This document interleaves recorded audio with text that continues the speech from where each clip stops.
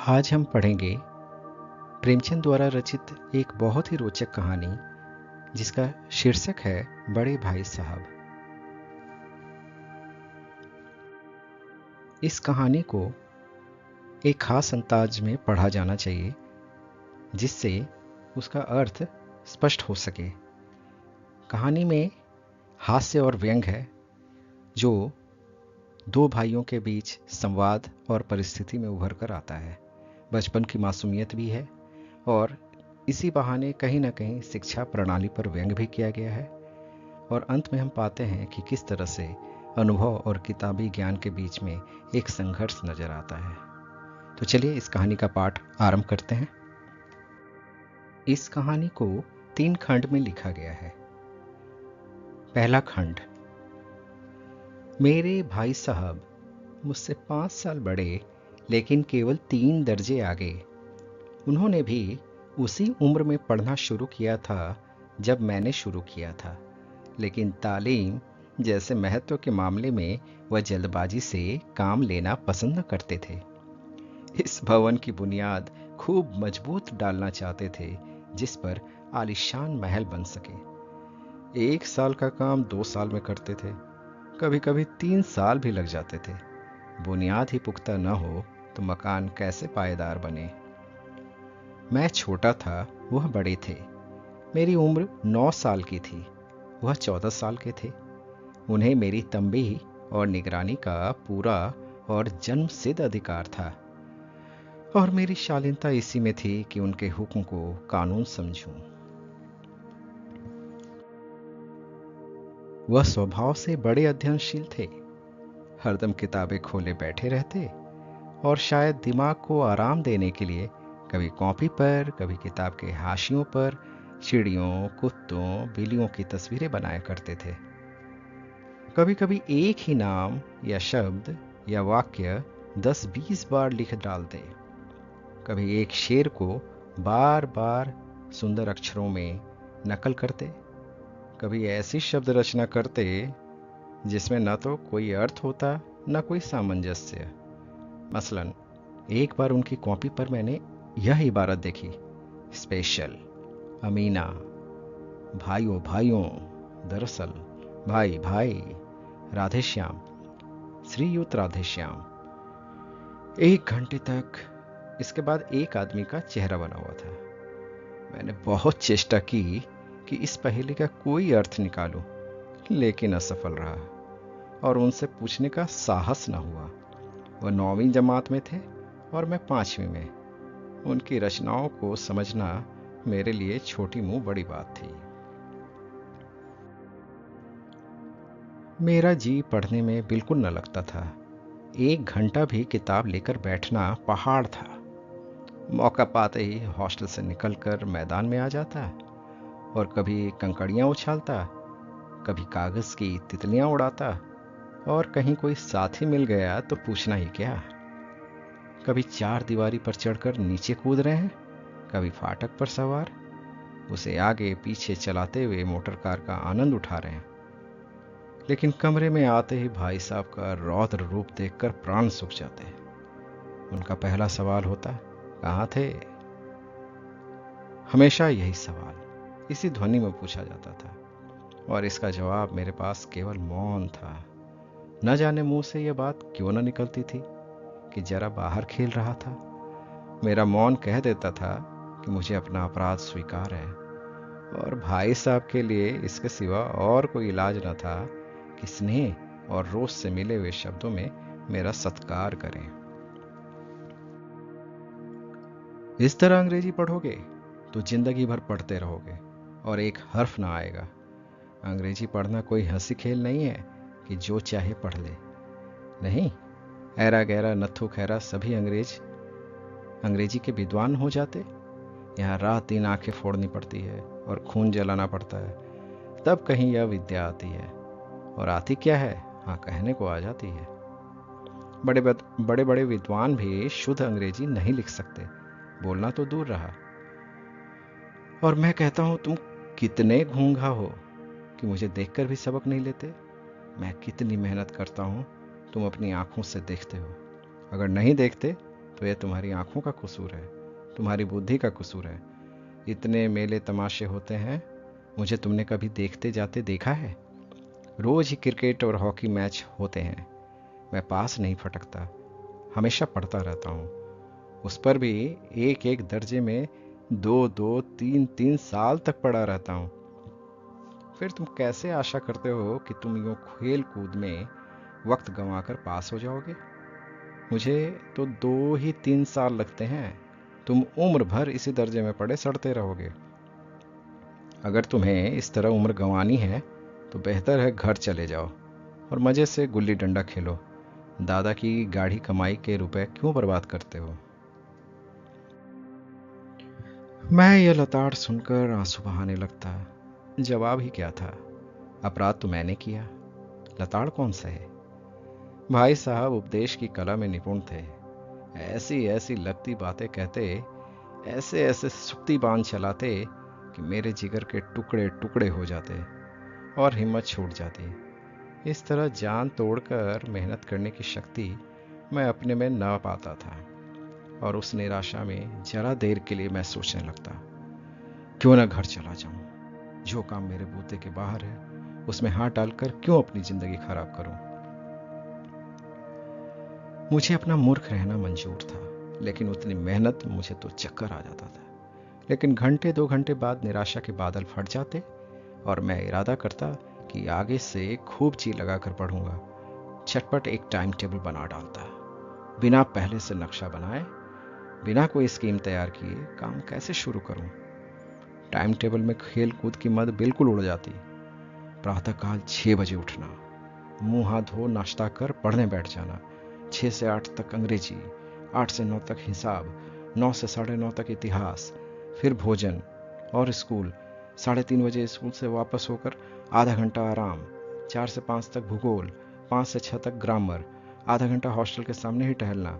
6:30 से 7 तक अंग्रेजी कंपोजिशन, फिर भोजन करके 8 से 9 तक अनुवाद, 9 से 10 तक हिंदी, 10 से 11 तक विविध विषय, फिर विश्राम।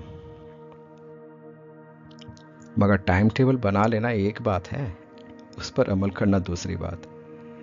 पहले ही दिन से उसकी अवहेलना शुरू हो जाती। मैदान की वह सुखद हरियाली, हवा के वह हल्के हल्के झोंके, फुटबॉल की उछल कूद, कबड्डी के वह दांव घात, वॉलीबॉल की वह तेज और फुर्ती मुझे अज्ञात और अनिवार्य रूप से खींच ले जाती और वहां जाते ही मैं सब भूल जाता। वह जानलेवा टाइम टेबल, वह आंख फोड़ पुस्तकें किसी की याद न रहती और फिर भाई साहब को तो नसीहत और फजीहत का अवसर मिल जाता। मैं उनके साये से भागता, उनकी आंखों से दूर रहने की चेष्टा करता, कमरे में इस तरह दबे पांव आता कि उन्हें खबर न हो। उनकी नज़र मेरी ओर उठी और मेरे प्राण निकले। हमेशा सिर पर एक नंगी तलवार सी लटकती मालूम होती। फिर भी जैसे मौत और विपत्ति के बीच में भी आदमी मोह और माया के बंधन में जकड़ा रहता है, मैं फटकार और घुड़कियां खाकर भी खेल कूद का तिरस्कार न कर सकता। भाग 2। सालाना इम्तिहान हुआ। भाई साहब फेल हो गए, मैं पास हो गया और दर्जे में प्रथम आया। मेरे और उनके बीच केवल 2 साल का अंतर रह गया। जी मैं आया भाई साहब को आड़े हाथों लूं। आपकी वह घोर तपस्या कहाँ गई? मुझे देखिए, मजे में खेलता भी रहा और दर्जे में अव्वल भी हूं। लेकिन वह इतने दुखी और उदास थे कि मुझे उनसे दिली हमदर्दी हुई और उनके घाव पर नमक छिड़कने का विचार ही लज्जास्पद जान पड़ा। हाँ, अब वह मुझे अपने ऊपर कुछ अभिमान हुआ और आत्मसम्मान भी बढ़ा।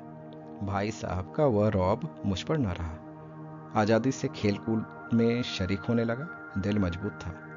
अगर उन्होंने फिर मेरी फजीहत की तो साफ कह दूंगा, आपने अपना खून जलाकर कौन सा तीर मार दिया। मैं तो खेलते कूदते दर्जे में अव्वल आ गया। जवान से यह हेकड़ी जताने का साहस न होने पर भी मेरे रंग ढंग में साफ जाहिर होता था कि भाई साहब का वह आतंक अब मुझ पर नहीं है। भाई साहब ने इसे भांप लिया। उनकी सहज बुद्धि बड़ी तीव्र थी और एक दिन जब मैं भोर का सारा समय गुल्ली डंडे की भेंट करके ठीक भोजन के समय लौटा तो भाई साहब ने मानो तलवार खींच ली और मुझ पर टूट पड़े। देखता हूं इस साल पास हो गए और दर्जे में अव्वल आ गए तो तुम्हें दिमाग हो गया है। मगर भाईजान, घमंड तो बड़े बड़ों का नहीं रहा, तुम्हारी क्या हस्ती है। इतिहास में रावण का हाल तो पढ़ा ही होगा।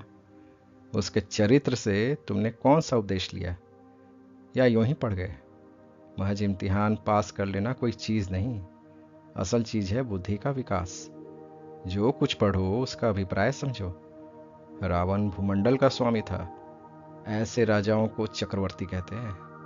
आजकल अंग्रेजों के राज्य का विस्तार बहुत बढ़ा हुआ है, पर इन्हें चक्रवर्ती नहीं कह सकते।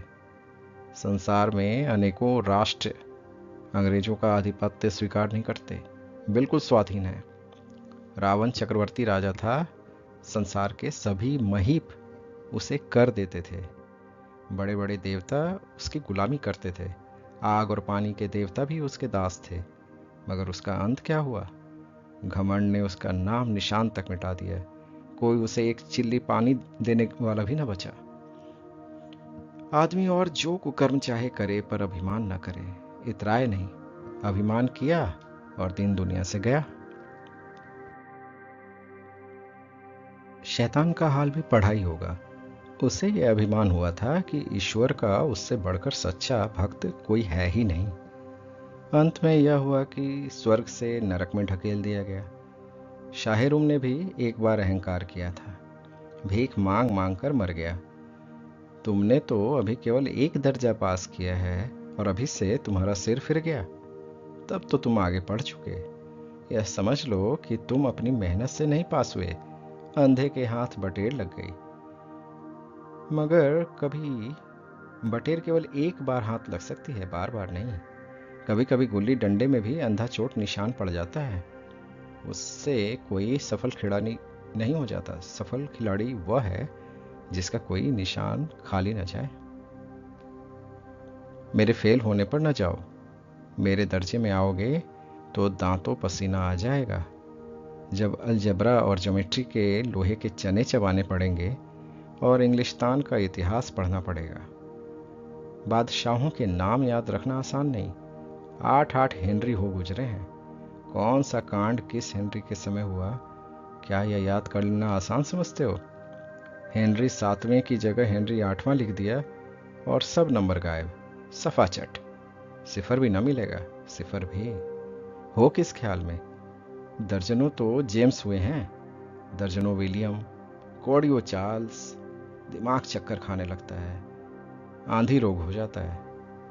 इन अभागों के नाम भी तो न जुड़ते थे।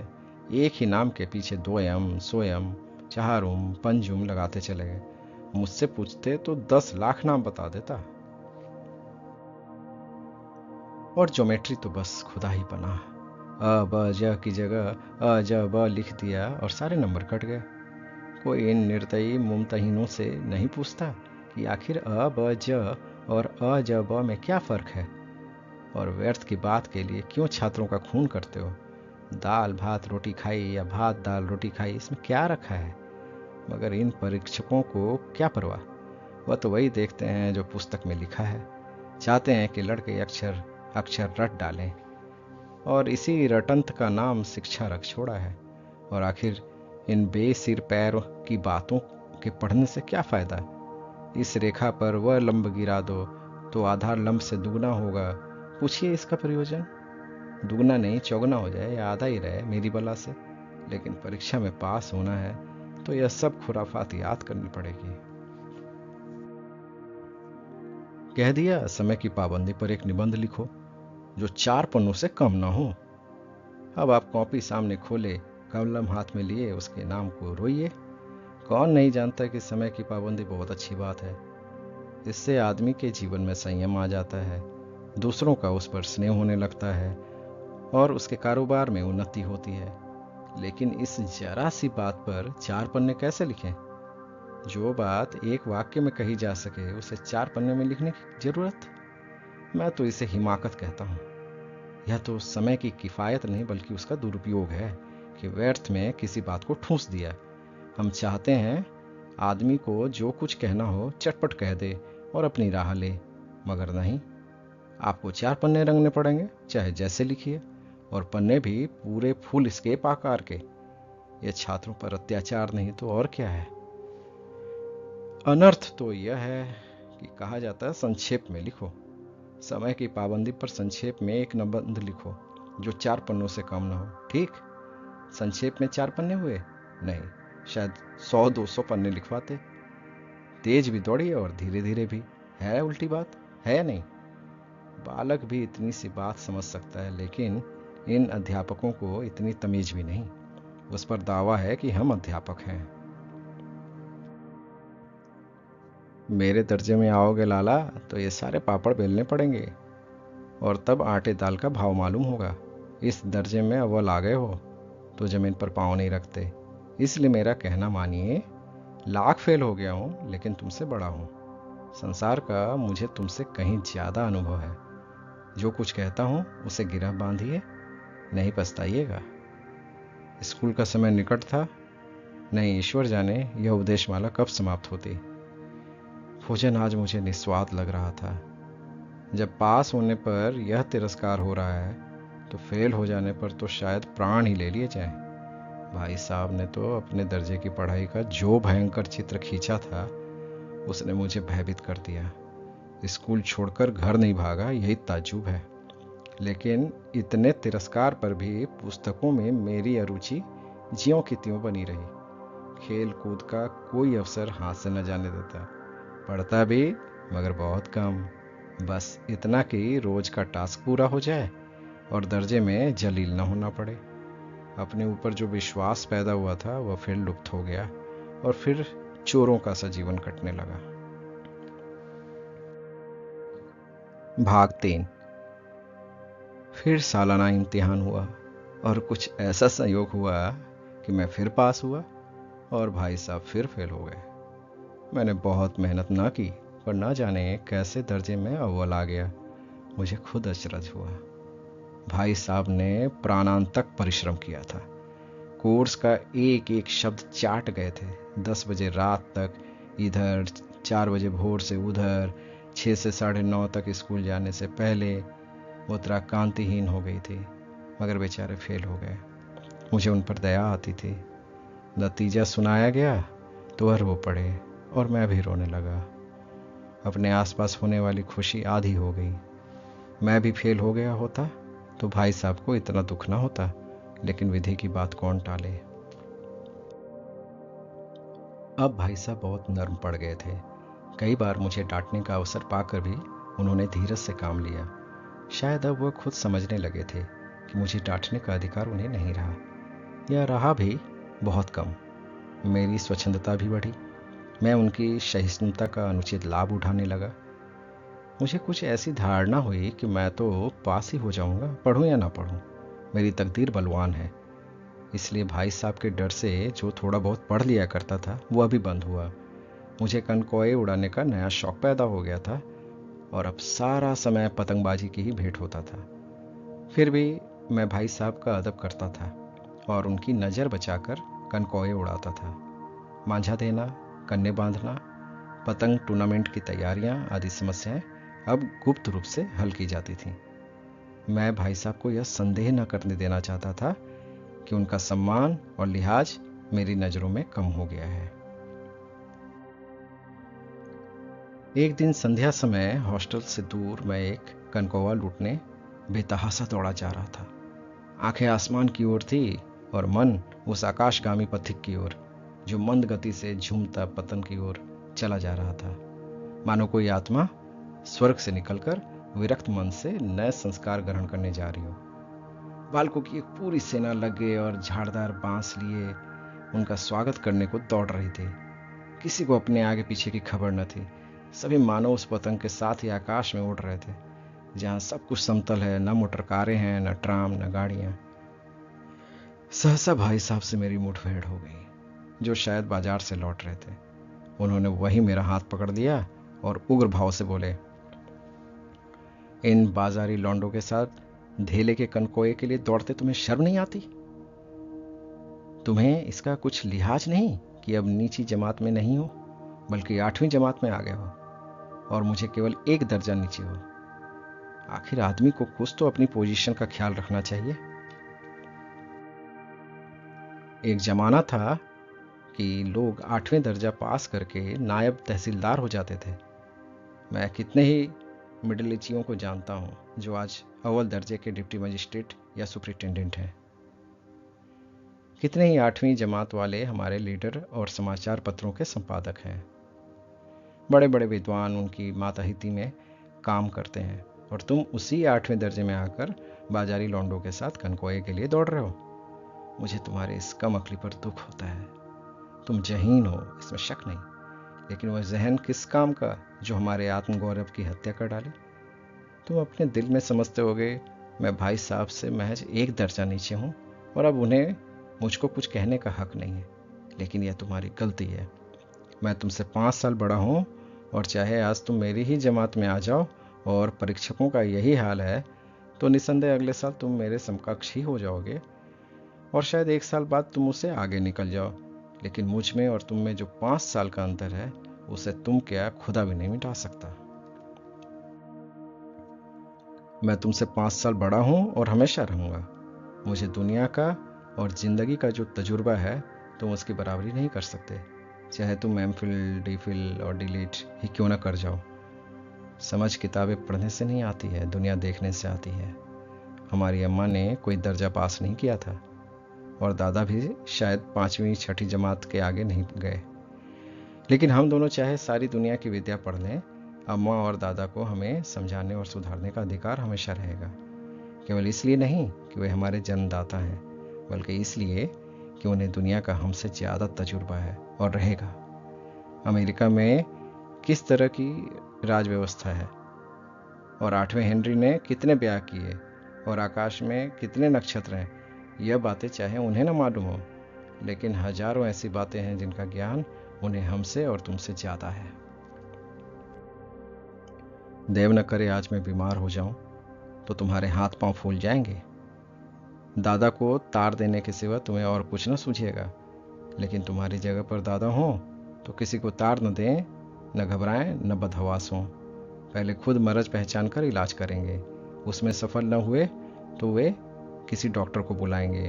बीमारी तो खैर बड़ी चीज़ है, हम तुम तो इतना भी नहीं जानते कि महीने भर का खर्च महीने भर कैसे चले। जो कुछ दादा भेजते हैं उसे हम 20-22 तक खर्च कर डालते हैं और पैसे पैसे को मुहताज हो जाते हैं। नाश्ता बंद हो जाता है, धोबी और नाई से मुंह चुराने लगते हैं। लेकिन जितना आज हम और तुम खर्च कर रहे हैं उसके आधे में दादा ने अपनी उम्र का बड़ा भाग इज्जत और नेक नामी के साथ निभाया है और एक कुटुंब का पालन किया है जिसमें सब मिलाकर 9 आदमी थे। अपने हेड मास्टर साहब को ही देखो, एमए है कि नहीं, और यहाँ के एमए नहीं ऑक्सफोर्ड के 1000 रुपये पाते हैं, लेकिन उनके घर का इंतजाम कौन करता है? उनकी बूढ़ी माँ। हेड मास्टर साहब की डिग्री यहाँ आकर बेकार हो गई। पहले खुद घर का इंतजाम करते थे, खर्च पूरा न पड़ता था, कर्जदार रहते थे। जब से उनकी माता जी ने प्रबंध अपने हाथ में ले लिया है, जैसे घर में लक्ष्मी आ गई है, तो भाईजान यह गुरूर दिल से निकाल डालो कि तुम मेरे समीप आ गए हो और अब स्वतंत्र हो। मेरे देखते देखते तुम बेराह न चलने पाओगे। अगर तुम यूं न मानोगे तो मैं थप्पड़ का भी प्रयोग कर सकता हूं। मैं जानता हूं तुम्हें मेरी बातें जहर लग रही हैं। मैं उनकी इस नई युक्ति से नतमस्तक हो गया। मुझे आज सचमुच अपनी लघुता का अनुभव हुआ और भाई साहब के प्रति मेरे मन में श्रद्धा उत्पन्न हुई। मैंने सजल आंखों से कहा, हरगिज नहीं, आप जो कुछ फरमा रहे हैं वह बिल्कुल सच है और आपको कहने का अधिकार है। भाई साहब ने मुझे गले लगा लिया और बोले, मैं कनकोए उड़ाने को मना नहीं करता, मेरा जी भी ललचाता है, लेकिन क्या करूं? खुद बेराह चलूं तो तुम्हारी रक्षा कैसे करूं? यह कर्तव्य भी तो मेरे सिर पर है। संयोग से उसी वक्त एक कटा हुआ कनकौआ हमारे ऊपर से गुजरा। उसकी डोर लटक रही थी। लड़कों का एक गोल पीछे पीछे दौड़ा चला आता था। भाई साहब लंबे हैं ही, उछलकर उसकी डोर पकड़ ली और बेतहासा हॉस्टल की तरफ दौड़े। मैं पीछे पीछे दौड़ रहा था। तो ये कहानी समाप्त हुई। इस कहानी में हमने देखा कि कितने सरल और मुहावरेदार भाषा शैली का इस्तेमाल करते हुए प्रेमचंद ने अपनी बात रखी है, और वह हास्य और व्यंग से भरपूर है। दो बच्चों की बातचीत, दो भाइयों की बातचीत में मनोविज्ञान की गहरी परख नजर आती है। कथानक बहुत स्वाभाविक रूप से आगे बढ़ता है और दोनों भाइयों के चरित्र को बहुत बेहतरीन ढंग से प्रेमचंद ने उभारा है। नैतिकता का भी यहाँ पर अंश नजर आता है, यथार्थ भी हमें नजर आता है, और कुल मिलाकर इस कहानी का उद्देश्य हम यही पाते हैं कि दो भाइयों के मनोवैज्ञानिक चित्रण के माध्यम से उन्होंने किस तरह शिक्षा प्रणाली पर एक हास्यपूर्ण व्यंग्य किया है। साथ ही हम देखें कि कहीं ना कहीं शिक्षा और अनुभव के बीच जो संघर्ष है उसको भी उन्होंने उजागर किया है। कहानी बहुत ही रोचक है। आशा है आप लोगों को पसंद आई होगी। फिर मिलते हैं अगले पार्ट में इसी कड़ी के साथ। धन्यवाद।